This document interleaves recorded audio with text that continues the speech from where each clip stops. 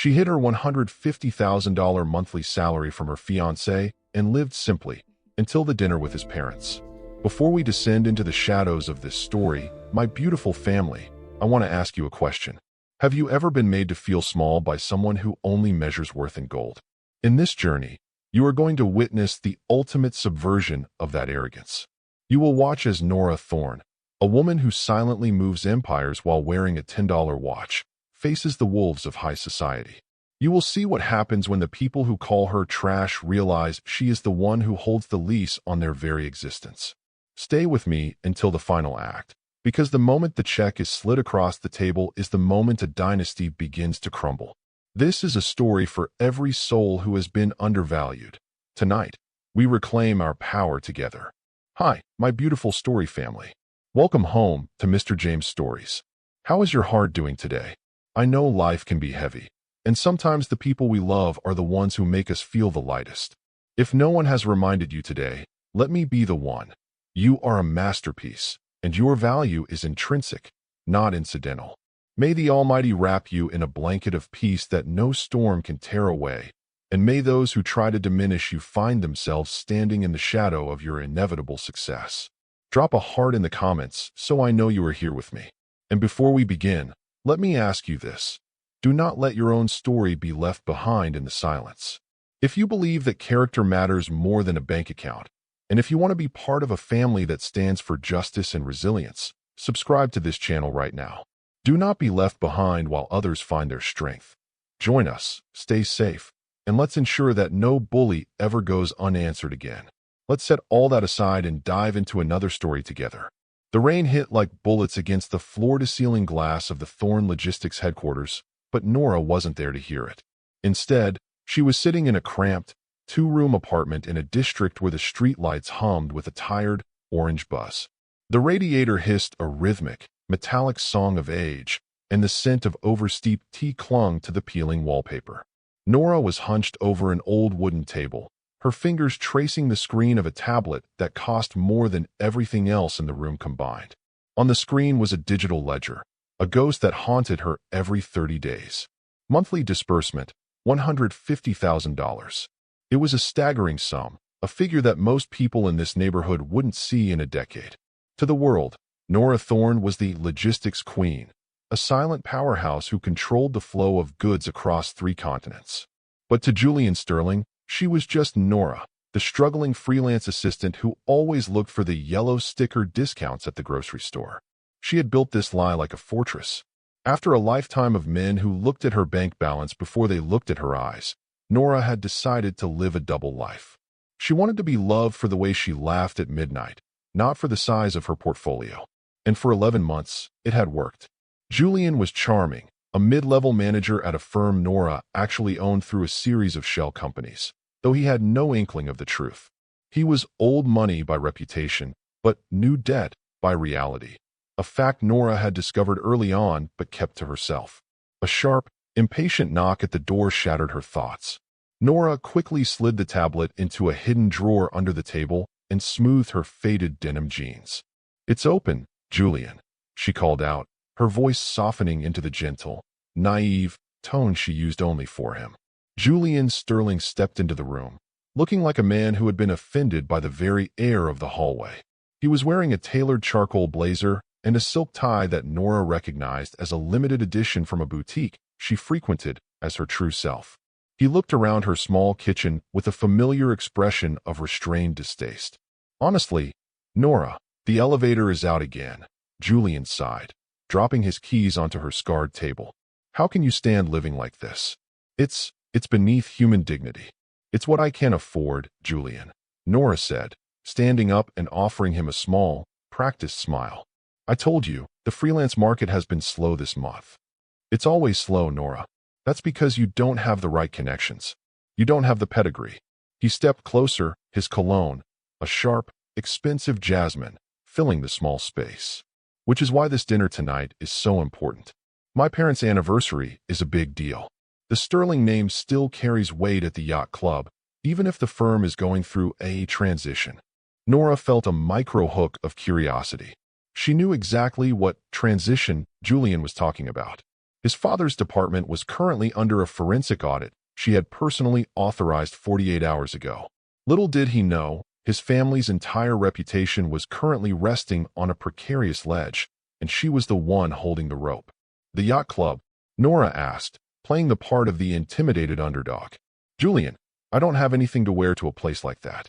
My best dress is from the thrift shop on 4th. Julian's jaw tightened. I know, which is why I told my mother you were bohemian. Just try not to talk about your rent or your projects. My father is expecting a massive promotion from the new chairwoman of the conglomerate tonight. If he gets it, our lives change forever. We can finally move you out of this hovel. Nora looked at him, her eyes searching his for a spark of the man she had hoped he was. Would you still love me if we lived here forever, Julian? If I never made it big? Julian paused, and the silence was long enough to be a verdict. Let's just focus on making a good impression, Nora. My mother is traditional. She believes a man is defined by the woman on his arm. Don't embarrass me tonight. He turned to check his reflection in her cracked hallway mirror, missing the way Nora's expression turned from soft to stone cold. The test was reaching its final phase. She had lived in this hovel for him, but tonight, she would see if he was worth the palace she actually owned. As Julian walked out to wait in the car, Nora reached into the hidden drawer and pulled out her phone. She sent a single encrypted message to her head of security. Prepare the audit results for the Sterling accounts. I'll be delivering the final decision in person at the yacht club tonight. She stood in the center of her small room, the nothing girl preparing to meet the wolves. Little did Julian know, the off-brand shoes she was about to put on were the last things he would see before his entire world shattered. The drive to the coast was a symphony of Julian's discontent. He sat behind the wheel of his leased German sedan, his knuckles white as he navigated the winding roads that led away from Nora's charming district toward the salt-air luxury of the heights. Nora sat beside him, staring out at the rain-slicked pavement. She was wearing a simple black dress, unbranded, unadorned, and completely invisible to anyone who valued labels over lines. You could have at least let me buy you a scarf, Nora, Julian muttered, his eyes fixed on the road. My mother has a way of looking through people who don't put in the effort. This dinner isn't just a celebration, it's a statement. My father is on the verge of the biggest promotion of his career. The Thorn conglomerate is looking for someone to lead the entire regional division. Nora felt a cold shiver of irony. The Thorn conglomerate? I've heard they are very selective about their leadership. Selective is an understatement, Julian scoffed. They are ruthless. But my father has the pedigree. He's been with the firm's subsidiary for 20 years. Once he's confirmed as the regional head tonight, we won't have to worry about your projects anymore. We can finally get you into a social circle that matters. Is that what I am to you, Julian? A project that needs funding? Nora's voice was soft, but the underlying steel was beginning to sharpen. Julian reached over, patting her hand in a way that felt more like a dismissal than a gesture of affection. You're a beautiful woman, Nora. But beauty without status is like a diamond in a coal mine. It's wasted. Tonight is about showing my parents that you can at least pretend to belong in our world. Nora looked at her hands that had signed billion-dollar merger agreements while Julian was still learning how to tie a Windsor knot. Little did he know, the chairwoman his father was so desperate to impress was currently sitting in his passenger seat, wearing a $30 dress and a quiet smile. I'll do my best to belong, Nora whispered. Good. Because if my father doesn't get this promotion, the Sterling name is going to hit a very hard ceiling. We're over-leveraged, Nora. Not that you'd understand what that means. Just stay quiet and look pretty. As they pulled into the long, winding driveway of the yacht club, Nora saw the flickering torches of the entrance. It was a cathedral of old money, a place where she usually held court in the private VIP lounge. Tonight, she was entering as a liability. She checked her phone one last time. A notification from her auditor. Preliminary findings confirm Arthur Sterling diverted $1.2 million in corporate funds over the last fiscal year. The termination is final. The noose was set. Julian just didn't realize he was the one holding the chair. The yacht club was an architectural marvel of cedar and glass, perched over the churning Atlantic like a predator watching the waves. As the valet opened Nora's door, his eyes drifted over her off-brand black dress and the lack of a designer handbag. He didn't offer a hand. He didn't even offer a nod. Nora stepped onto the gravel, the rain misting her hair, and felt Julian's hand grip her elbow with an urgency that bordered on painful. "Head up," Julian hissed. "And for God's sake, don't mention your freelance work. Tell them you're consulting for a private boutique. It sounds better." They entered the foyer, where the scent of expensive cigars and aged scotch hung heavy in the air. Julian's parents were already seated in the lounge, surrounded by a group of people who looked like they had been born in blazers. Lydia Sterling was a woman whose skin was pulled as tight as her morals. She didn't stand when they approached. She simply raised a glass of champagne and looked Nora up and down with the clinical coldness of a butcher. "Julian," Lydia drawled, "you're late. And you brought—" "Nora." "Happy anniversary, Mother," Julian said, his voice instantly losing its edge, replaced by the submissive tone of a boy seeking approval. "Is it?" Lydia asked, her gaze settling on Nora's shoes. "I see you're still favoring the bohemian aesthetic, Nora. Or is that simply all the freelance market allows for these days?" "It's a comfortable dress, ma'am," Nora said, her voice small and apologetic. "Comfort is for the bedroom, dear. At the club, we wear respect," Lydia replied. She turned to her husband, Arthur, who was staring at his phone with a look of growing agitation. "Arthur, put that away. Tell Julian about the news." Arthur looked up, his face flushed. "The regional board is meeting in the private dining room tonight. The new chairwoman is supposed to make the announcement at 10. 20 years, Julian. 20 years of building this department. Tonight, the Sterling name returns to its rightful place." "That's incredible, Dad," Julian beamed. "Nora, did you hear that? We're going to be at the top of the Thorne hierarchy." "I heard," Nora said. "The Thorne conglomerate is known for its transparency. I'm sure the chairwoman has a very clear idea of who she wants leading her divisions." Arthur chuckled, a sound like gravel in a blender. "She's a visionary, they say. Never shows her face, moves like a ghost in the market. But she knows talent when she sees it. And she knows loyalty." Nora took a sip of her water, the coldness a welcome relief to the heat of the room. Little did Arthur know, the chairwoman had personally reviewed his department's loyalty earlier that afternoon. She had seen the falsified invoices and the hidden offshore accounts. "I'm sure it will be an unforgettable night, Arthur," Nora said. "It better be," Lydia snapped.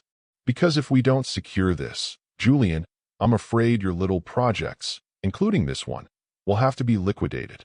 She looked at Nora as if she were a line item on a failing balance sheet. The yacht club decree was clear.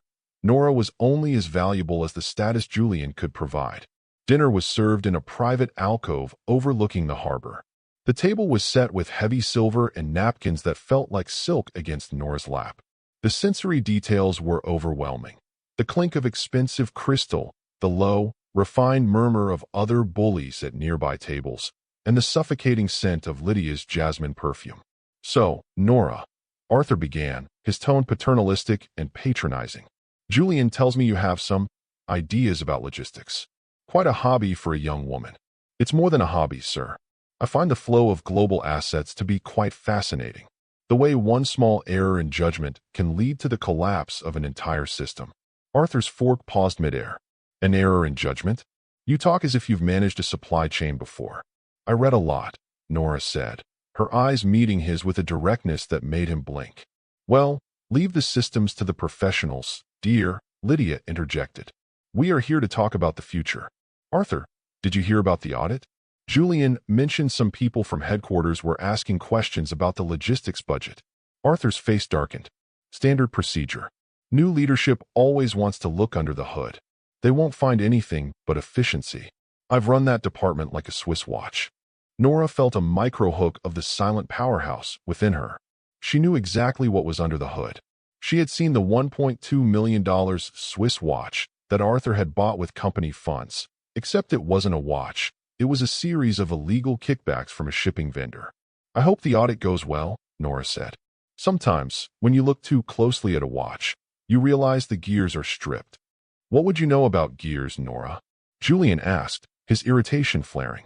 "Can we please just have a nice dinner without you trying to sound like a textbook? My father is under a lot of pressure." "Of course, Julian. I'm sorry." Nora lowered her eyes, the naive mask sliding back into place. But beneath the table, Nora's thumb was hovering over a command on her tablet. "The ethics audit was no longer preliminary. It was an execution. She sent a silent ping to her legal lead. Execute the deactivate command on all Sterling corporate credentials and accounts. Now, she looked at Arthur, who was currently bragging to a neighboring table about his guaranteed promotion. Little did he know, while he was eating his lobster, his access to the Sterling world was being systematically erased. He was a man who had built his life on stolen bricks, and Nora was about to pull the foundation out from under him.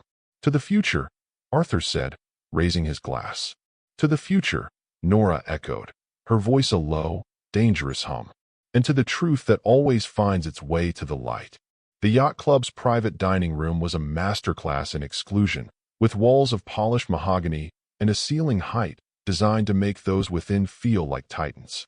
As the appetizers were cleared, the tension at the Sterling table shifted. Julian wasn't just nervous. He was vibrating with a desperate energy that Nora had seen in many mid-level managers who realized they were out of their depth. Arthur, Lydia said, her voice dropping to a conspiratorial whisper. The chairwoman is expected to arrive through the south entrance. I've heard she prefers a low-profile entry. We should be ready to stand the moment she is announced. I'm ready, Lydia, Arthur snapped, though he was sweating through his bespoke dress shirt. 20 years. This is our moment. Julian, make sure Nora knows to keep her mouth shut when the chairwoman arrives. This isn't the place for her logistics theories. Julian turned to Nora, his expression hard and dismissive. You heard him, Nora. If the chairwoman speaks to us, let me do the talking. You're just a guest. Don't try to impress her with your freelance knowledge. It'll just sound like you're reaching. Nora adjusted the $30 black dress, feeling the hidden weight of the encrypted phone in her pocket. I'll stay in my lane, Julian. I wouldn't want to overstep. Good girl, Julian muttered, his eyes already darting back to the entrance. The atmosphere in the room was suffocating, thick with the scent of expensive cigars and the invisible pressure of social status. Nora looked around at the other families, the bullies of the city, all waiting for a glimpse of the woman who held their financial lives in her hands. Little did they know, the woman they were waiting for had entered through the main doors, sat at one of their lowest status tables, and spent the last hour being told she wasn't good enough to belong. She's late, Lydia complained, checking her diamond-encrusted watch. It's 10:15. The announcement was supposed to happen at 10. Power doesn't keep a schedule, Lydia, Arthur said, though his hand was shaking as he reached for his water. Suddenly, Arthur's phone buzzed on the table. He glanced at it, expecting a notification from the board. Instead, his brow furrowed. That's strange. My corporate email just disconnected. Must be the signal in this room. Nora sipped her wine, the taste of vindication beginning to bloom. Maybe it's not the signal, Arthur. Maybe it's a security lockout. Arthur laughed, a harsh, dismissive sound. A lockout? At my level? Don't be ridiculous, Nora. Stick to your writing. He didn't realize that the gates of arrogance were already closing behind him. The very firm he thought he was about to lead had already locked him out of his life, and the woman who had authorized it was sitting right across from him, watching him drown in real time. Lydia Sterling didn't just look at people. She appraised them like furniture in an estate sale. Her gaze returned to Nora, lingering on the lack of a necklace and the simple ponytail Nora had chosen for the evening. You know, Nora, Lydia said, her voice dripping with a condescension that felt like a physical weight. Julian has such a bright future. Once Arthur is confirmed tonight, Julian will be expected to host several charity functions. These events require a certain presence, a wife who can navigate the nuances of high society. I'm a quick learner, Lydia, Nora said, maintaining her naive facade. Nuance isn't learned, dear. It's bred. It's in the bone, Lydia replied, her eyes narrowing.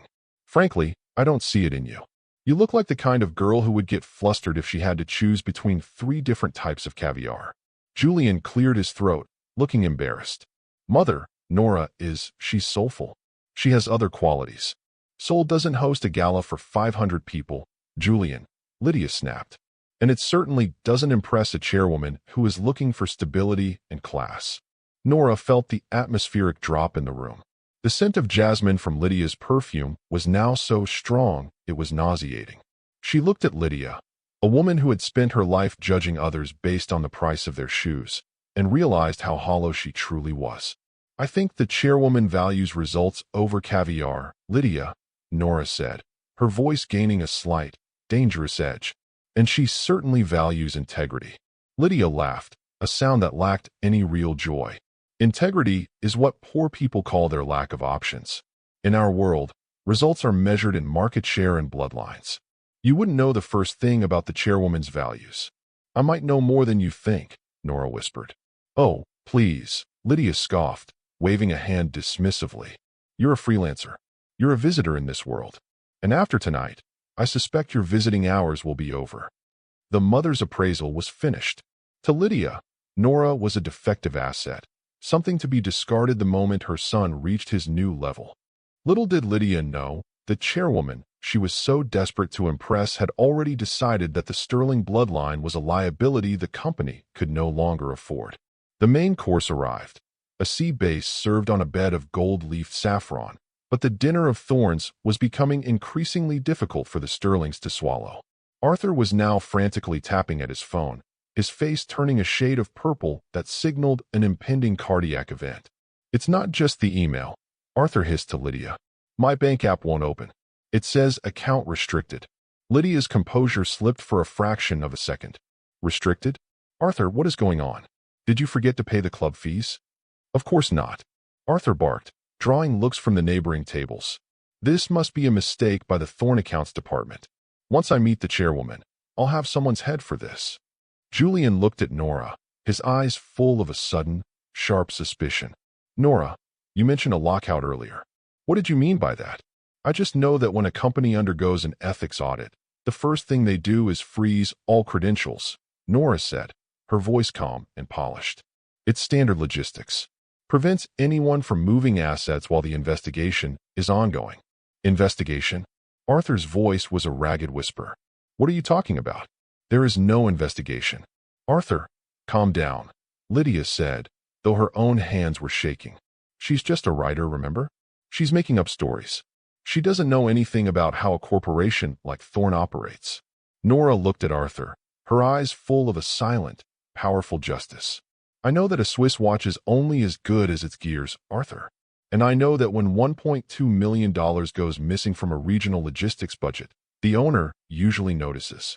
The silence that followed was absolute. The clink of silver stopped. The murmurs of the room seemed to fade away. Arthur stared at Nora, his mouth hanging open. Julian looked as if he had been struck. How? How do you know that number? Arthur gasped. I'm a writer, Arthur, Nora said, a small, dangerous smile touching her lips. I'm very good at research, and I found that your pedigree is built on a very large pile of stolen bricks. You little spy. Lydia hissed, her eyes wild with rage. Julian, get her out of here. She's trying to sabotage your father's promotion. Julian stood up, his face white. Nora, what have you done? If you've been digging into my family's business, I swear. I didn't have to dig, Julian, Nora said, her voice rising to meet the room's sudden attention. The truth always finds its way to the surface, especially when the person holding the shovel is the one who owns the ground. Little did they know, the chairwoman they were waiting for was already at the table, and the dinner of thorns was about to become their final meal in high society. Lydia Sterling didn't just use words.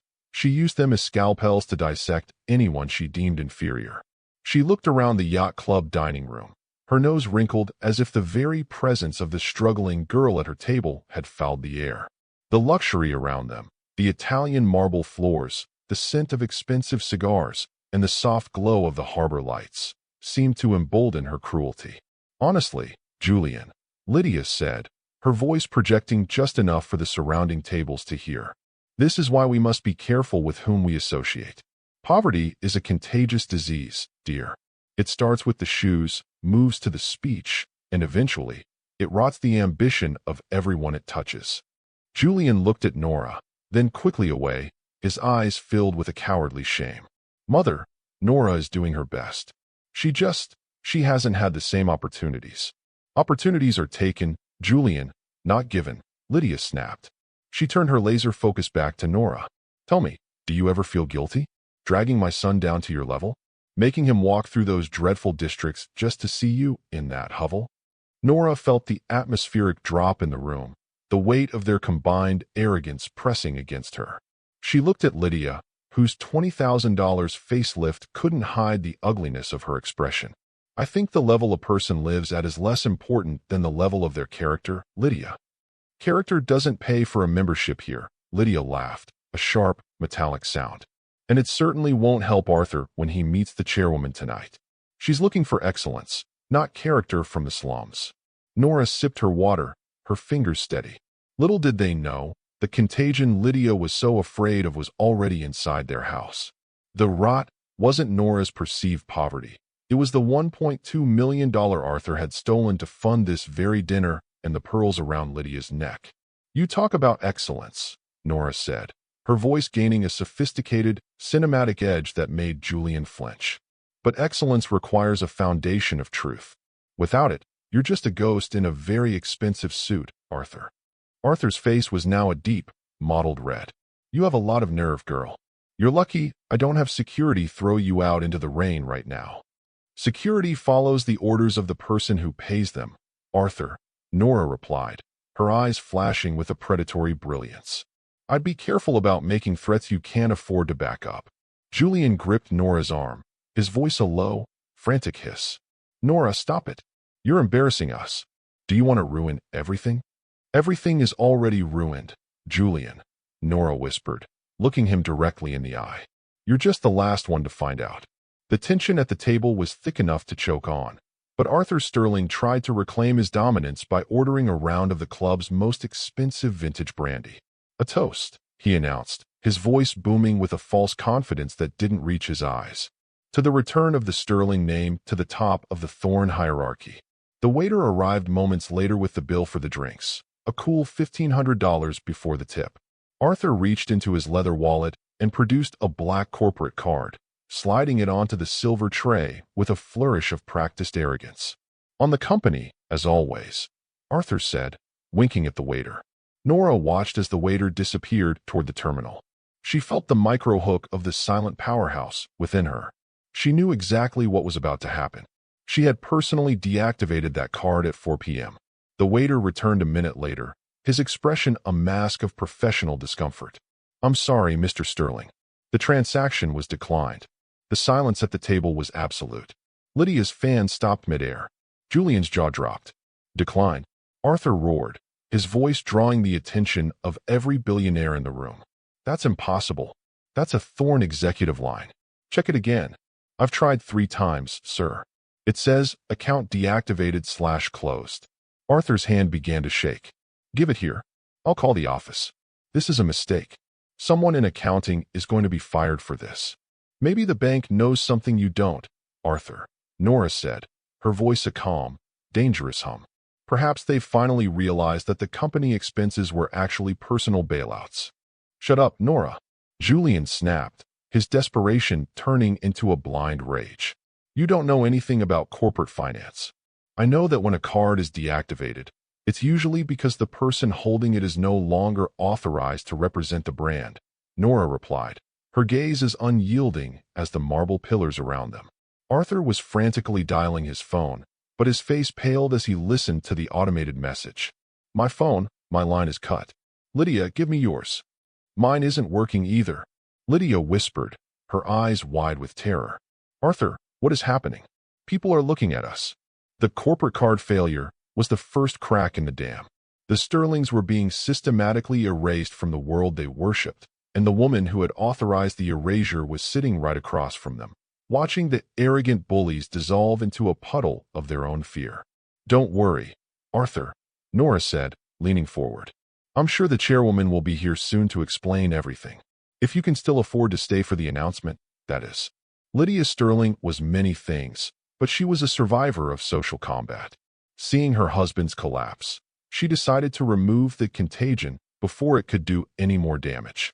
She reached into her silk clutch and pulled out a checkbook, her movements sharp and decisive. This has gone far enough, Lydia hissed, her eyes like chips of blue ice. You've brought your bad luck and your logistics nonsense into our house for the last time, Nora. She scribbled something quickly on a slip of paper and slid it across the mahogany table. It was a check for $10,000. There, Lydia said, her voice dripping with condescension. That's more money than you've ever seen. Take it and walk out of here right now. Go back to your hovel. Go back to your flowers, and never speak to my son again. Nora stared at the check. It was a pittance, a bribe used to discard a human being as if they were a faulty piece of equipment. She looked at Julian, waiting for him to tear it up, to defend her, to tell his mother that her heart was worth more than $10,000. Julian looked at the check. Then he looked at Nora. His expression was one of cold, calculated relief. Take it, Nora, Julian whispered, his voice thin and hollow. Save your dignity and just go. My mother is right. Our levels, they're just too different. I need someone who helps me climb, not someone who makes me look like a charity case. Nora felt the final loop of her love for Julian snap. The coward's silence was now a spoken betrayal. $10,000? Nora asked, her voice gaining a sophisticated power that seemed to rattle the crystal on the table. Is that the value you place on 11 months of my life, Julian? On the poetry I read you? On the way I supported you when you were terrified of your own father? It's a generous offer for a girl in a $30 dress, Lydia snapped. Now, get out before I have security drag you through the mud. Nora picked up the check. She didn't tear it. She simply looked at the arrogant bullies with a pity that was more devastating than anger. Little do you know, Nora said, her voice a low, dangerous hum that carried across the dining room. I've spent $10,000 today just on the floral arrangements for the shelter I'm opening in your neighborhood. You think you're buying my exit? You're just buying yourself 10 more minutes of the illusion that you still matter. Suddenly, Nora's phone buzzed, not the cheap burner she used for Julian, but her real device. The room went quiet as the club manager, a man Arthur had spent the last hour trying to impress, walked quickly toward their table, his face a mask of profound deference. He didn't look at Arthur. He didn't look at Lydia. He bowed deeply toward Nora. Ma'am, the manager said, his voice loud enough for the entire yacht club to hear. The title transfer is complete. The yacht club is officially under your name. Your instructions? Nora looked at the Sterlings, her eyes full of the silent powerhouse justice they had so richly earned. I have one instruction, Michael. Bring me a pen. I have a check to return. The silence that followed the club manager's bow was so thick it felt physical, a heavy velvet shroud that smothered the Sterling's breath. Julian looked from the manager to Nora, his face a map of uncomprehending shock. Lydia's hand, still clutching her silk fan, trembled so violently that the delicate ribs of the fan clattered against each other. Arthur sat frozen, his mouth half open, a man witnessing the total inversion of his reality. Ma'am, Julian whispered, the word tasting like ash. Nora, what is he talking about? You don't own this place. You're a freelancer. Nora didn't look at Julian. She didn't have to. This silent powerhouse within her had finally stepped into the light, shed the naive mask, and claimed the room. She reached into her modest thrift store bag and pulled out a sleek, black, encrypted phone, the one she had used to dismantle Arthur's career earlier that afternoon. I'm many things, Julian, Nora said, her voice now possessing a sophisticated, cinematic power that made the surrounding billionaires turn their heads. But a freelancer was never one of them. I'm the woman who signed your father's termination papers at 4 p.m. And yes, Michael is correct. I closed the deal on this yacht club yesterday. I found the management lacking in integrity. Lydia finally found her voice, though it was a shrill, desperate thing. This is a trick. Julian, she's obsessed. She's playing some sick game to embarrass us because she knows she'll never be one of us. Nora ignored the outburst. She looked at Julian, her eyes full of a cold, clear pity. You told me to take the money, Julian. You told me to save my dignity by accepting a bribe to leave you. You sat silent while your mother called poverty a disease, never once realizing that the only thing rotting in this room was your own courage. Nora, I didn't know, Julian stammered, reaching for her hand. She pulled away, her movement sharp and decisive. That is the point of a test, Julian. You only show your true face when you think the person in front of you has nothing to offer you. You failed spectacularly. Suddenly, Nora's phone began to vibrate. She didn't silence it. Instead, she placed it on the mahogany table and hit the speakerphone icon. Ma'am, a voice boomed from the device. It was the Thorne conglomerate's chief legal officer. The final audit is complete. Arthur Sterling has been officially removed from all systems. The security team is currently at his residence to secure the corporate-owned assets. How would you like to proceed with the yacht club transition? Arthur's face turned from purple to a ghostly gray. The coward's silence had been replaced by the loud, echoing reality of his ruin.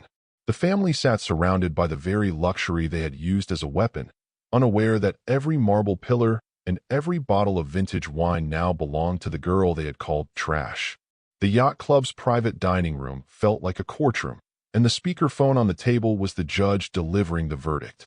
The voice of the chief legal officer continued, cold and clinical, detailing the systematic dismantling of Arthur Sterling's life. We've also deactivated the primary and secondary accounts for Julian Sterling, the voice added. As he was listed as a lifestyle dependent on the corporate budget, his access has been terminated effective immediately. Julian's breath hitched. He looked at his father, then back at Nora. The arrogant bully was gone, replaced by a man who realized he was standing on air. Nora, please. Arthur gasped, leaning over the table. 20 years. You can't just throw away 20 years because of a dinner conversation. I'm not throwing them away because of a dinner, Arthur, Nora said, her voice a low, dangerous hum that carried to the neighboring tables. I'm throwing them away because you stole $1.2 million from a company that I built with my own hands. I'm throwing them away because you used that money to fund a lifestyle of arrogance and exclusion. The dinner was just the moment I decided you weren't worth the effort of a second chance. Lydia stood up, her chair screeching against the marble. I don't believe it. You, the chairwoman? You're a little girl in a cheap dress. And yet, Nora said, standing up to meet her, this little girl just bought your world. Michael, the club manager stepped forward. Yes, ma'am. The Sterlings are no longer members of this club. In fact, they are currently trespassing on private property, Nora stated, her posture dignified and resilient. However, before they are escorted out, I want them to hear the rest of the report. She tapped the phone. Legal, continue with the yacht club update. Yes, ma'am. Per your instructions, the yacht club is being converted into a public community center and vocational training hub for logistics. The old money memberships are being dissolved tonight. The staff has already been informed that their new boss values results over bloodlines. The speakerphone reveal was the final blow to their status. The Sterlings weren't just losing their money. They were losing the very world they used to define their superiority. They were being evicted from the heights of society by the woman they had invited to dinner to humiliate. You're a monster, Lydia whispered, tears of rage and terror streaming down her face. No, Lydia, Nora replied. I'm just the landlord. And your rent is long overdue. The ownership shock was total. The dining room was no longer a sanctuary of wealth. It was a theater of their public destruction. Other diners, the elite of the city, were now watching the Sterlings with the same clinical disgust Lydia had shown Nora. In high society, bankruptcy was a contagious disease, and the Sterlings were now the primary carriers. This isn't real, Julian said, his voice cracking. Nora, we were going to get married. We were a team. We were a team as long as you thought I was something you could own, Julian, Nora said. The moment you thought I was a liability, you were ready to sell me for $10,000. You didn't want a partner. You wanted a trophy that didn't talk back. She turned to Michael, the club manager. Bring me the bill for this table. All of it. The vintage brandy, the sea base, the anniversary flowers. I want the full tally. Michael returned seconds later with a long slip of paper. It comes to $5,420, ma'am, including the surcharge for the private alcove. Nora took the bill and placed it in front of Arthur. Since your corporate card is deactivated and your personal accounts are frozen, I'm curious, Arthur. How do you plan to pay for your anniversary? Arthur stared at the bill as if it were a death warrant. I don't have it. Julian, do you? I don't have $5,000, Dad. Julian snapped, his cowardice turning into a desperate, ugly anger. Nora, this is cruel. You're doing this on purpose. I'm doing this because actions have consequences, Julian, Nora said. You wanted levels? This is the level where you pay for what you consume. If you can't pay, I suppose you'll have to find a way to earn it. Perhaps you can start by waxing the floors in my new community center. Nora picked up the $10,000 bribe check Lydia had written. She looked at it for a moment, then tore it into 4 neat pieces and let them fall onto the sea base. Keep your pittance, Lydia, Nora said, her voice dropping to a sophisticated whisper. You're going to need it for the bus fare. Because as of right now, I'm revoking the lease on the house Julian's father lives in. It's corporate property, and the corporation is under new management. Nora walked away from the table, her heels clicking against the marble with a final, triumphant rhythm. She didn't look back at the arrogant bullies as security began to close in on them. She had walked into the yacht club as a victim, but she was leaving as the owner of the world they had tried to use to crush her. The yacht club's private dining room, once a sanctuary of old-world privilege, had become a prison of embarrassment for the Sterlings. The surrounding tables, filled with the very people Arthur had spent years trying to impress, were now silent, 100 eyes watching as the elite family crumbled under the weight of a $5,000 bill. Arthur's hands shook as he looked at the slip of paper on the table. It was more than a bill. It was a physical manifestation of his sudden, total insolvency. Julian, he hissed, his voice cracking with desperation. Do you have anything? A credit card? Cash? Anything at all? Julian stared at his father, his eyes wide and hollow. Dad, you know I don't. You said the corporate card covered everything. My personal line was tied to the firm's credit. If they deactivated your accounts, they deactivated mine too. Lydia was hyperventilating. Her silk fan now snapped in her hand. This can't be happening. We are the Sterlings. We don't get stuck with bills. Michael, surely you can just put this on our house tab. The club manager, Michael, stood with his hands folded behind his back, his expression as cold as the Atlantic spray hitting the windows. As I mentioned, ma'am, your membership has been revoked by the new owner. There is no house tab. There is only a debt. And at this club, we do not allow debts to go unpaid. Nora stood at the edge of the table, her presence commanding and resilient. She looked at Julian, the man who had called her a charity case just minutes ago. It's a strange feeling, isn't it, Julian? To be the one everyone is staring at? To be the one who doesn't fit the aesthetic of the room because they can't afford to be there? Nora, please, Julian begged, stepping toward her. Don't do this. I'll make it up to you. I'll work. I'll do whatever you want. You already did what I wanted, Julian, Nora said, her voice a sophisticated, dangerous purr. You showed me exactly who you are when you thought I was nothing. You showed me that your love has a price tag, and tonight, the price was $10,000. Unfortunately for you, my self-worth isn't for sale. She turned to Michael. If they cannot pay the bill, follow the standard club procedure for non-payment by non-members. I believe that involves a formal police report and a public trespassing charge. Arthur let out a sound like a wounded animal. Police? Over a dinner bill. Over a dinner bill you intended to fraud the Thorne conglomerate to pay for. Nora corrected him, her eyes as sharp as diamonds. The bill is due, Arthur. In more ways than one. Nora didn't wait to see the Sterlings be escorted out. She had seen enough of their true faces to last a lifetime. She walked through the grand foyer of the yacht club, her heels clicking a rhythmic, triumphant beat against the Italian marble. Every person she passed, men who had ignored her an hour ago, women who had whispered about her off-brand dress, now stepped aside with a look of profound, terrified respect. This silent powerhouse had claimed her throne. As she reached the heavy oak front doors, Michael held them open for her. Will you be staying for the formal announcement, ma'am? He asked. No, Michael.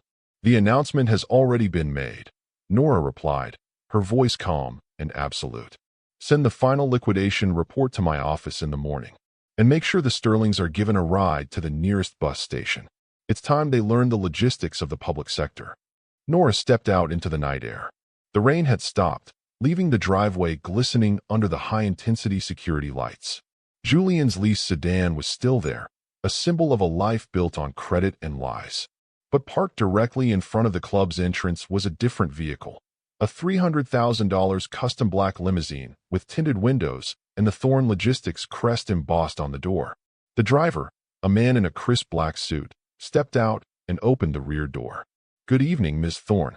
Your penthouse is prepared, and the board is waiting for your virtual sign-off on the Sterling assets. Nora paused, looking back at the yacht club one last time. Through the glass windows, she could see the flashing blue and red lights of a patrol car pulling into the driveway. The arrogant bullies were about to have their spotlight drop. Let's go, Nora said, stepping into the plush, leather interior of the limousine. As the car pulled away, Nora pulled out her phone and checked her real account.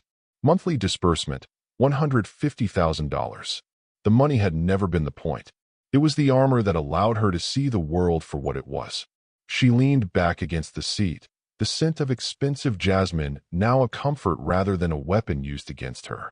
Little did Julian know, while he was frantically trying to explain his lack of funds to a police officer, Nora was already planning the next phase of her empire, one that would be built on the very ground the Sterlings had lost. Nora woke up in her penthouse, the floor-to-ceiling windows offering a view of the city that felt like a conquered map. The gray, cramped apartment she had lived in for 11 months was now a memory, a strategic outpost in a war she had finally won. She sat at her marble kitchen island, a cup of artisanal coffee in her hand, as her $150,000 monthly salary felt like a shield against the ghosts of Julian's betrayal. Her phone was vibrating incessantly. It had been since 6 a.m. Julian, 6:12 a.m. Nora, please. My dad is in holding. They won't let us back into the house. Please tell me this is a mistake. Julian, 6:45 a.m. I loved you. You can't do this to me. I was just trying to impress my parents. I was scared. Julian, 7:10 a.m. You lied to me too. You pretended to be poor. How is that any better than what we did? Nora read the messages with a clinical detachment. The coward's silence had shifted into a frantic, ugly begging. She tapped a button, permanently blocking his number and flagging his name in the Thorn Logistics HR database. He was a liability that had been successfully liquidated. Elena, her chief of staff, entered the room with a tablet. The news is everywhere, Nora. The Sterling fraud is the lead story on the financial networks. Arthur's department is being dismantled as we speak. And the yacht club? Nora asked. The conversion into the community center begins on Monday. We've already received over 1,000 applications for the vocational training program, Elena replied. But there's one thing. Julian is downstairs. He's been at the security desk for 2 hours. He's demanding to see his fiancé. Nora looked at her reflection in the glass, polished, cold, and powerful. He doesn't have a fiancé, Elena. He has an eviction notice. Tell security to give him the Thorn treatment. If he sets foot on the property again, have him arrested for harassment. Nora walked to her balcony, the morning sun reflecting off the glass towers. She felt the true peace of her salary, not for the things it could buy, but for the justice it could enforce. Julian was about to find out exactly how deep the levels went when you were falling from the top. Little did he know, his frantic begging was just background noise to a woman who had already moved on to the next chapter of her life, one where the silent powerhouse no longer needed a mask to be seen. The transition from the nothing girl to the logistics queen was not just a change of clothes. It was a total reclamation of space. Nora stood in her command center at Thorn Logistics, watching the real-time data feeds of the security sweep. Her team was systematically revoking every digital and physical tether the Sterlings had to her world. It was a digital execution, clean and absolute. Access to the freelance portal has been severed, Ms. Thorn. Marcus, her head of security, reported. And we flagged the IP addresses for the Sterling residents. If Julian attempts to log into the shared drive where you kept your drafts, he'll trigger a direct legal alert. Nora nodded, her eyes fixed on a screen showing the floor plan of the modest flat she had shared with Julian's ghost. He was stealing from me, Marcus. Not just my time, but my ideas. We found the logs, ma'am, Marcus confirmed. He was downloading your logistics models and presenting them as his own at the firm. He wasn't just looking for a wife with a pedigree. He was looking for a ghostwriter for his career. The revelation didn't hurt as much as Nora expected. Instead, it provided a cold, clinical clarity. Julian's love was a transaction where he was the only one profiting. The security sweep moved next to the physical realm. Teams were dispatched to reclaim corporate-owned vehicles and devices. By noon, the Sterlings would be stripped of the tools they used to perform their status. Nora walked to the window, looking down at the street where the press was already beginning to gather. The spotlight drop was in full effect. The news of the fraud, the bill at the yacht club, and the sudden termination of Arthur Sterling had turned the family into a pariah. In her world, a scandal was a fire that consumed everything in its path, and she had been the one to strike the match. Julian is still at the front gate, ma'am. Elena buzzed through the intercom. He's trying to convince the guards that you're being held against your will. He's making a scene. Let him stay there, Nora said, her voice a sophisticated, dangerous hum. Let him see what it feels like to stand on the outside of a gate he can't buy his way through. And Marcus? Make sure the footage of his scene is backed up. He's creating the very evidence we'll need for the restraining order. Little did Julian know, the nothing girl he was trying to save was currently signing the documents that would turn his childhood home into a public asset. The sweep was nearly complete, and the Sterling name was being scrubbed from the city like a stain. Arthur Sterling had spent 20 years believing he was indispensable. He had mistaken a long tenure for a deep foundation, and today, he was finding out that Thorn Logistics didn't have a memory, it only had a balance sheet.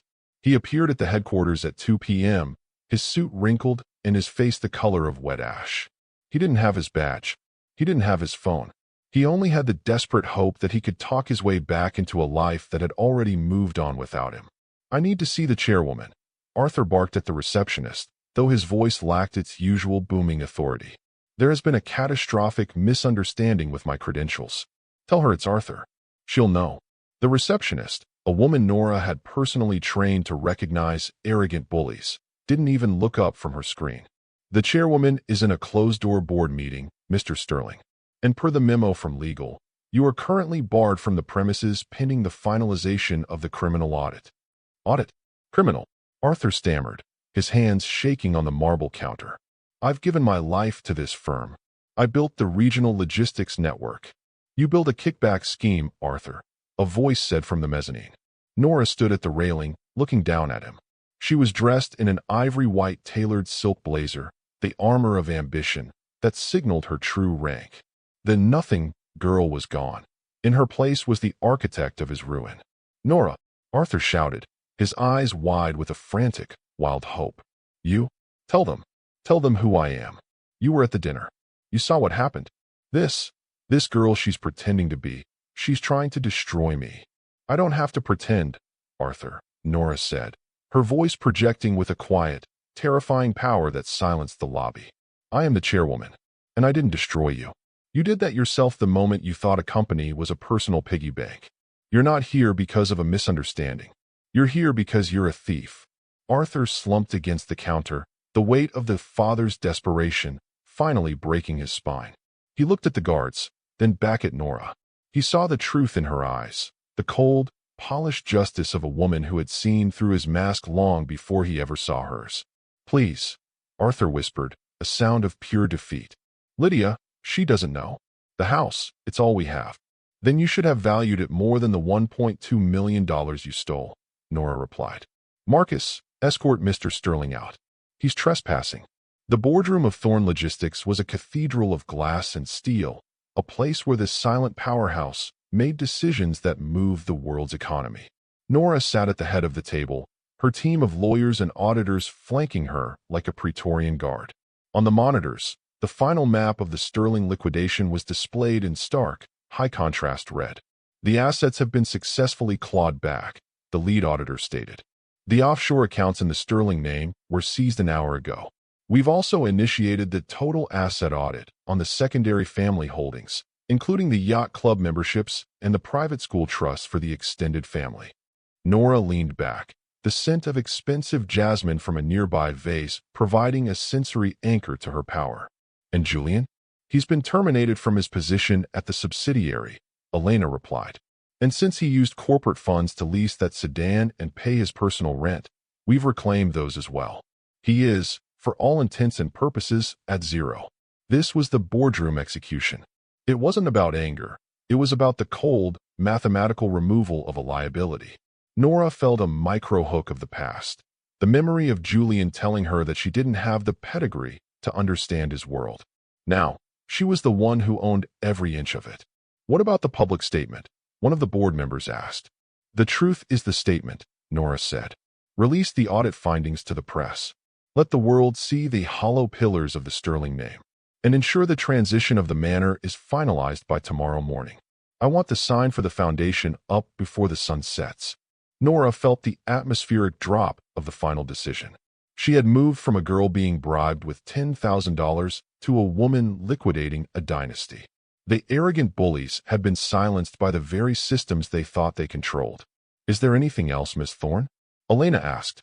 "One thing," Nora said, her gaze turning toward the window where the city lights were beginning to flicker. "Prepare a formal invite for a press conference at the yacht club. I want to personally introduce the new vocational students to their campus. And I want the front row reserved for the people who used to think they owned the chairs." Little did the Sterlings know, their public humiliation was only in its second act. This silent powerhouse was just getting started, and the bill for their arrogance was about to be paid in full. The Sterling name had once been a golden key that opened every door in the city, but by Thursday morning, it had become a brand of shame. Lydia Sterling stood in the marble foyer of her home, her breath hitching as she stared at the television screen in her morning room. The spotlight drop was absolute. Every major network was flashing the same headline: Sterling Dynasty built on $1.2 million fraud. New Thorne chairwoman orders total liquidation. "It's not possible," Lydia whispered, her fingers clutching the silk collar of her robe. "That girl, that little freelancer." Her phone, which usually buzzed incessantly with invitations to charity galas and tea with senators' wives, was eerily silent. She scrolled through her contact list, her heart hammering against her ribs. She tapped on the name of the gala chairwoman for the city's most prestigious arts foundation, a woman she had known for 30 years. The call went straight to voicemail. Then another, and another. The social pariah status was instantaneous. In the world of the ultra-wealthy, a financial scandal was more contagious than any disease. By noon, a formal courier arrived at the gate. Lydia watched through the security camera, the same one that had once looked down on Nora Thorne, as the man handed a black envelope to the guard. It was a letter from the Arts Board. Lydia had been removed as the honorary chair. Her sponsorship was no longer aligned with the foundation's values. "They're turning on us," Julian said, appearing behind her. He looked haggard, his designer shirt wrinkled and his eyes red-rimmed. "Mother, I've been fired. They escorted me out of the building. They wouldn't even let me take my laptop." Lydia turned to him, her face a mask of porcelain-white horror. "We have to fix this, Julian. Call that girl. Tell her you'll marry her today. Tell her we'll forgive the ruse." "She's the one who fired me, Mother," Julian shouted, his voice cracking. "She's the one who authorized the audit. She doesn't want to marry me. She wants to bury us." Lydia felt the atmospheric drop in the room, the weight of her own arrogance finally crushing her. The scent of her expensive jasmine perfume now felt like the smell of a funeral. She realized then that the nothing girl hadn't just taken their money.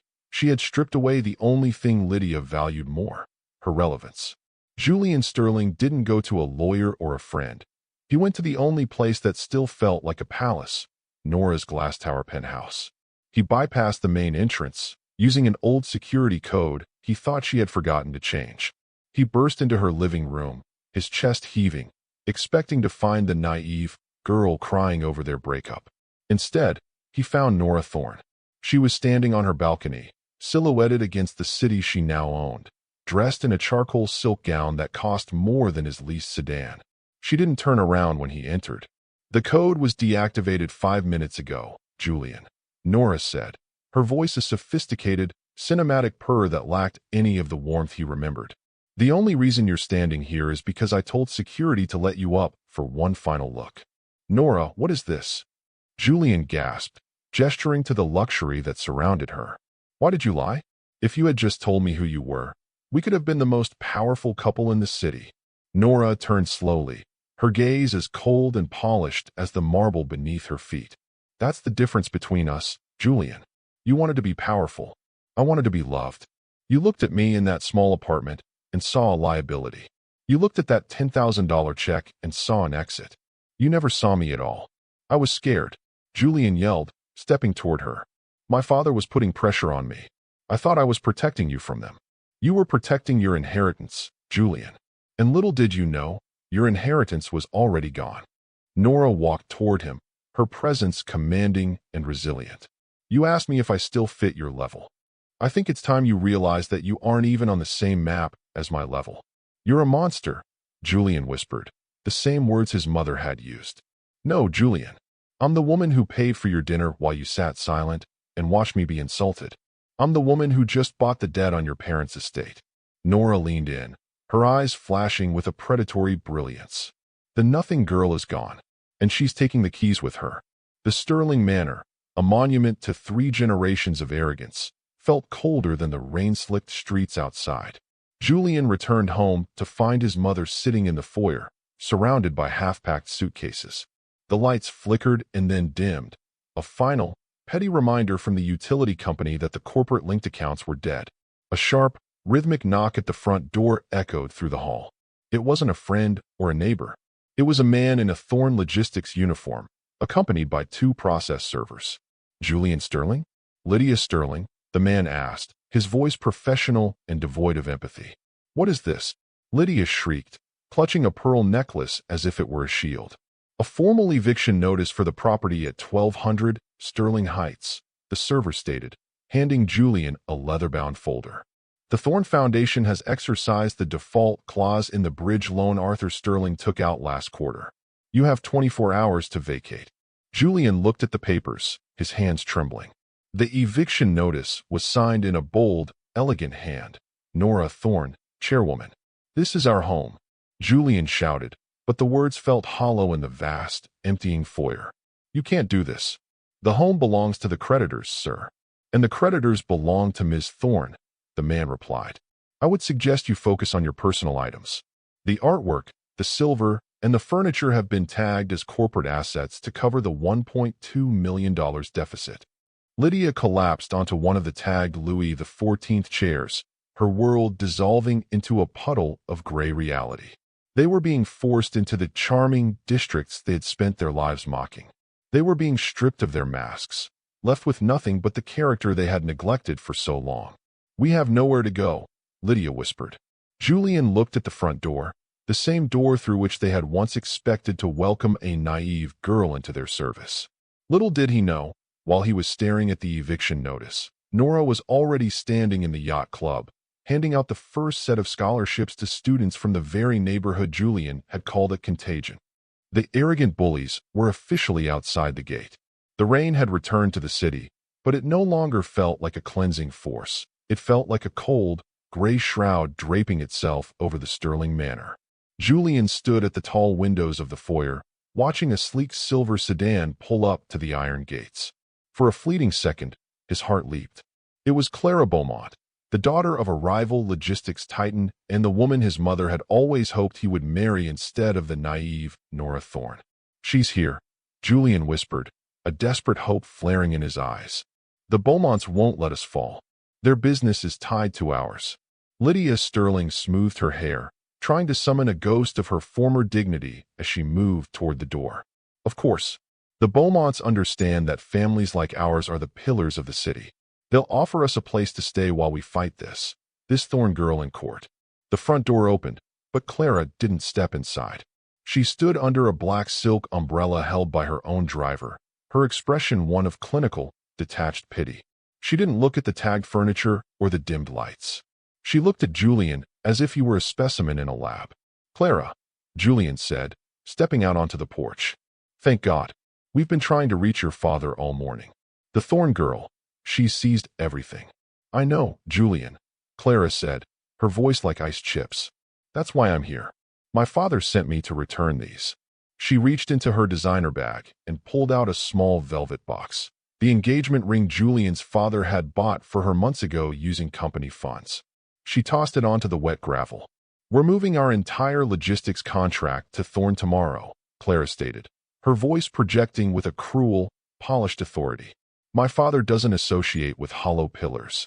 And honestly, Julian, I don't associate with men who are so blind they can't tell the difference between a billionaire and a freelance assistant. Clara, please, Lydia begged, stepping into the ring. We've known each other for decades. In this city, decades are measured in dollars. Lydia, Clara replied, turning back toward her car. And right now, you're worth 0. Don't call us again. The rival's exit was the final social execution. The silver sedan pulled away, splashing muddy water onto Lydia's silk robes. The Sterlings were now officially alone, discarded by the very elite circle they had worshipped. Julian looked down at the ring in the mud, realizing that the nothing girl was the only person who had ever looked at him without a price tag, and he had sold her for a world that just drove away in a silver car. With only 6 hours left on the eviction notice, Julian Sterling found himself standing in the rain outside the Thorn Logistics headquarters one last time. He didn't have his blazer. He was soaked to the bone, his pride stripped away by the cold reality of his father's impending arrest and his mother's collapse. He waited by the private garage exit, hoping for a miracle he didn't deserve. When the black limousine pulled out, Julian threw himself in front of it.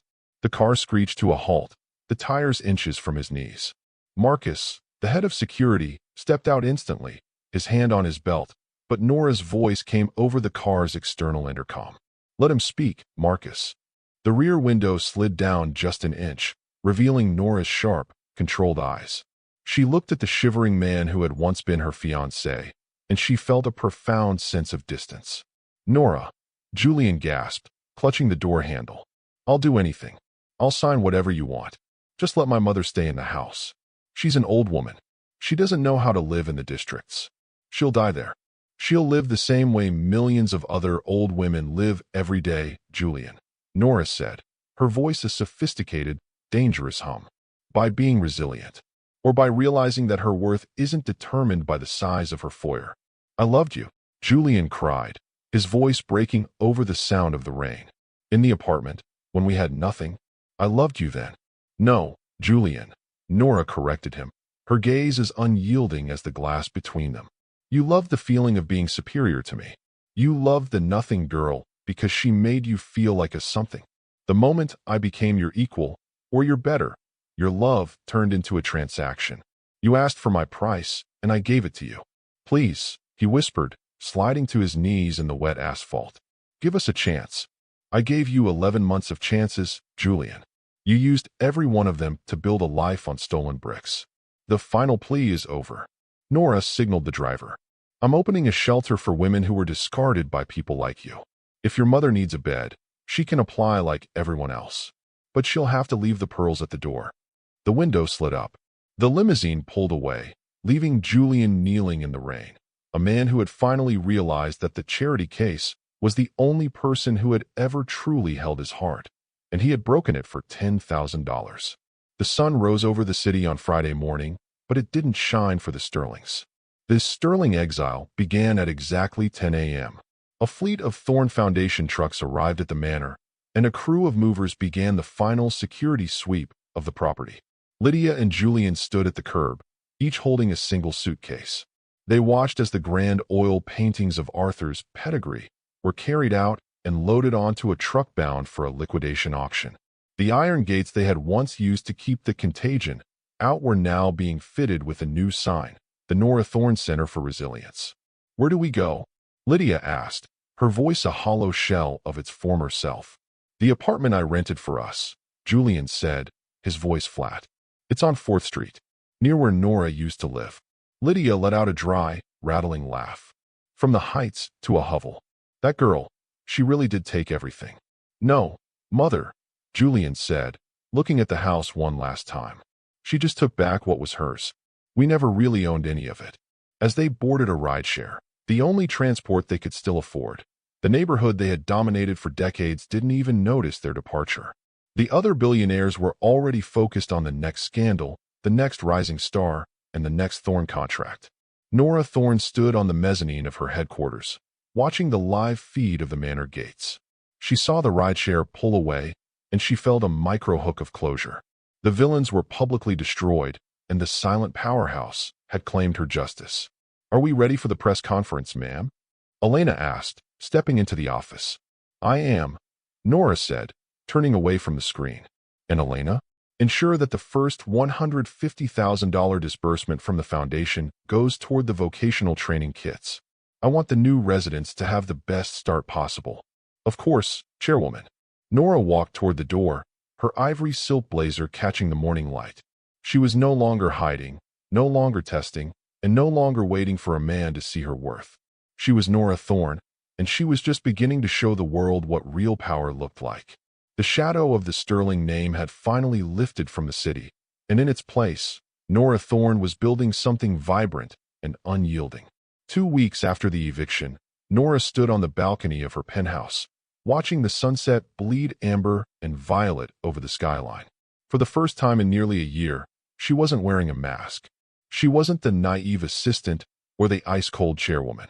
She was simply Nora, a woman who had fought a war of character and won. Her phone chimed with a notification for a private gallery opening, a fundraiser for her new foundation. She decided to attend, not as the mysterious benefactor, but as a guest. She chose a dress that signaled her true aesthetic, deep emerald velvet, structured yet fluid, paired with the Thorne family's heirloom emeralds. It was a silent powerhouse ensemble that demanded respect without uttering a single word. The gallery was filled with the city's true elite, the ones who had survived the recent market shifts by valuing innovation over legacy. As Nora moved through the room, she felt a pair of eyes on her that didn't hold the predatory gleam she had grown accustomed to. Standing near a series of architectural sketches was a man who seemed to command the space without trying. He was older than Julian, perhaps in his late 30s, with a rugged, refined presence and hands that looked like they knew the weight of a blueprint as well as a boardroom. The perspective in this sketch is flawed, the man said, not looking at her, but at the drawing of the new community center, Nora's Center. They've prioritized the aesthetic of the pillars over the actual flow of the people inside. Nora stepped up beside him. The pillars are hollow, Mr. Vance. That's the point. They're meant to remind the people inside that a grand exterior doesn't mean a structure is sound. The man turned, his eyes, a sharp, intelligent gray, meeting hers. He didn't look at her jewelry. He looked at her eyes. You're the one who commissioned this. Nora Thorne. And you are Gabriel Vance, Nora replied, recognizing the name of the Ice King of the construction world, a man known for his integrity and his refusal to work with the Sterlings for over a decade. I heard you don't take private commissions anymore. I don't. But I take interest in people who tear down monuments to arrogance to build houses of hope, Gabriel said, a ghost of a smile touching his lips. You did something brave, Nora. Most people in your position would have just taken the profit and moved on. You took the time to deliver justice. For the first time since she had met Julian, Nora felt a micro-hook of genuine attraction. This wasn't a man who needed her to be naive to feel powerful. He was a man who saw her power and respected it. They talked for hours, not about market shares, but about the logistics of the human heart, how to build something that lasts when the world is constantly trying to tear it down. As the gallery began to empty, Gabriel leaned in. I'm starting a new project on the waterfront. It needs someone who understands the flow of global assets and the importance of a solid foundation. Would the chairwoman be interested in a partnership? A real one? Nora looked at him, and for the first time in a long time, she didn't feel the need to test him. The chairwoman is busy, but Nora might be. Little did she know, this was the beginning of the grand final twist for her own heart, a realization that she didn't have to hide her $150,000 salary or her power to be found by someone who was truly her equal. While Nora was finding a new path, the past was delivering its final, crushing blow to the Sterlings. Nora sat in her office on Monday morning, the $150,000 monthly disbursement appearing on her screen as a routine reminder of her responsibility. Elena entered with a thick legal file, her expression grim. The final audit results for the Sterling accounts are in, Nora. It's worse than we thought. Nora opened the file. She had expected the $1.2 million in corporate theft, but as she read the final audit result, she felt a cold fury settle in her chest. Arthur Sterling hadn't just been stealing from the firm. He had been embezzling from the yacht club's employee pension fund for 7 years. He had used the retirement savings of the waiters, the valets, and the cleaning staff to pay for the pearls around Lydia's neck and the silk ties Julian wore to impress Nora. He stole from the people who served him, Nora whispered, her voice a low, dangerous hum. The very people Lydia called contagious. There's more, Elena said. We traced the $10,000 bribe Lydia offered you. It didn't come from a personal account. It was the final withdrawal from a scholarship fund intended for the club's junior staff. She literally tried to buy your exit with money meant for a child's education. The atmospheric drop in the room was absolute. This wasn't just arrogance. It was a moral bankruptcy that no amount of money could fix. Nora felt the silent powerhouse within her demand of final, public accounting. "I want the criminal charges filed immediately," Nora commanded. "Don't just go for the corporate fraud. I want a civil suit on behalf of every employee whose pension was touched. I want the Sterlings to see exactly whose lives they were consuming." She also discovered a final piece of information Julian had known. Among the deleted files on his corporate laptop was a series of emails from his father, warning him that the fund was running dry and that he needed to secure a wealthy marriage, like Clara Beaumont or a secret billionaire, to refill the well. Julian hadn't just failed a test of character. He had been a willing participant in a predatory scheme. He hadn't loved the nothing girl. He had been using her as a temporary hideout while he looked for a bigger score. "Prepare the final spotlight drop," Nora said to Marcus. "I want the press to have the full audit. No redactions. Let the city see what pedigree actually looks like when you strip away the silk." The Sterling Manor was no longer a house. It was a construction site of the soul. Nora visited the property on Wednesday, watching as workers removed the heavy, dark wood paneling and replaced it with light-filled glass and open spaces. The bridge to freedom was being built for the women who would soon arrive, women who had been told they were liabilities by men like Julian and Arthur. As she stood in the foyer, she saw a familiar figure standing at the iron gates. It was Julian. He looked like a ghost of the man she had met 11 months ago. His suit was gone, replaced by a cheap, wrinkled shirt and jeans that were too big for him. He was staring at the new sign, the Nora Thorne Center for Resilience. "Let him in," Nora told the guards. Julian walked up the driveway, his eyes fixed on Nora. He didn't look arrogant anymore. He looked broken. "Nora, I saw the news. The pension fund. I didn't think he'd actually do it. I thought it was just accounting." "It was theft, Julian. From people who had nothing," Nora said, her posture dignified and unyielding. "You knew the well was dry, and you still sat at that table and watched your mother offer me a bribe stolen from a child's future." "I was desperate," Julian cried. "I thought if I could just get back on top, I could fix it. I could pay it back." "You can't pay back dignity, Julian. And you can't fix a soul with a stolen check." Nora looked at him with a pity that was more devastating than anger. "You told me you loved me when we had nothing. But you never had nothing.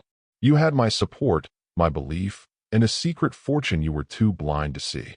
You traded a diamond for a pile of glass. What am I supposed to do now?" Julian asked, his voice a ragged whisper. "I have no home, no job, and my father is going to prison.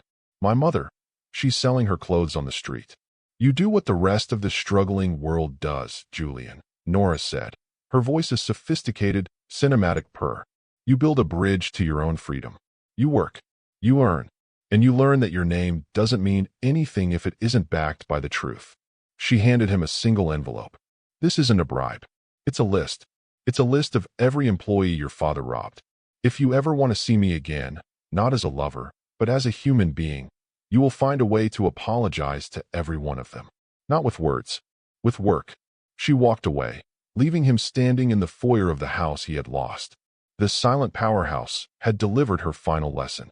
Little did Julian know, the nothing girl was the only one who would have stayed with him if he had been honest from the start. This Sterling bankruptcy was finalized on Friday morning. The press conference Nora had organized at the yacht club was attended by every major outlet in the country. Standing at the podium, Nora Thorne looked like the embodiment of the justice she had fought for. "Today, we close a chapter of arrogance and theft," she announced to the flashing bulbs. "The Sterling assets have been fully reclaimed and will be used to restore the pension funds of the yacht club staff. This center, this place of old money, is now a place of new opportunity." She watched as the first group of students, the children of the staff Arthur had robbed, walked into the club to receive their scholarships. It was a sensory-rich moment. The scent of salt air, the sound of applause, and the sight of a naive girl's dream becoming a reality for 100 others. In the back of the room, Lydia Sterling sat on a folding chair, unnoticed by the crowd. She was wearing a simple, dark dress she had bought at a department store. Her pearls were gone. Her arrogance was gone. She watched as the girl she had called contagious was hailed as a hero by the very people Lydia had treated like furniture. Lydia stood up and walked toward the exit, her head down. She realized then that the contagion had never been poverty. It had been her own pride. And the cure had been a $150,000 secret that had finally brought her world to its knees. Julian was outside, waiting for her by the bus stop. He was holding a mop and a bucket. His first day of work at a local cleaning service Nora had quietly recommended him for. He didn't look at the cameras. He looked at the ground. "Let's go home, Mother," Julian said. "To the district?" Lydia asked. "To the beginning," Julian replied. Little did they know, their exile was the only chance they ever had to become real people. Nora Thorne had taken their palace, but she had given them the one thing they had never owned, the truth. 1 month later, Nora stood in her penthouse, preparing for her first real date with Gabriel Vance. She was wearing a simple, elegant silk top and trousers, her $150,000 monthly salary a quiet hum of security in the background. The foundation was thriving, the Sterlings were working, and the silent powerhouse was finally at peace. The doorbell rang. It wasn't Gabriel. It was a courier with a small, battered box. Nora opened it and found a single, dried flower, a carnation, the useless flower she had kept in her small apartment. Along with it was a handwritten note from Julian. "I found this in the pages of the poetry book I stole from your flat. I realize now that the poetry wasn't yours. It was the world you were trying to show me. I'm scrubbing the floors at the community center tonight. I saw the students. I saw the hope. You were right, Nora. The pillars were hollow. But the foundation, the one you built, it's solid. Thank you for the nothing girl. She was the only thing that was ever real." Nora looked at the flower, then at the city skyline. The grand final twist wasn't that she was a billionaire. It was that her nothing girl had been enough to change a man's soul, even if she couldn't save his heart. Gabriel arrived a few minutes later, and as they walked out of the penthouse, he didn't ask her about the audit or the Sterlings. He asked her about her day. He asked her about the future. "Are you ready for a new project, Nora?" Gabriel asked as the elevator descended. "I've already started it," Nora said, her voice warm and intimate. "It's called Life Without a Mask." As this silent powerhouse stepped out into the light, she knew that her story wasn't just about money or justice. It was about the power of knowing your worth when the world is blind to it. Hi, my beautiful story family. Thank you for staying with me until the final act. If this story touched your heart, and if you believe that integrity is the only currency that never devalues, drop a heart in the comments.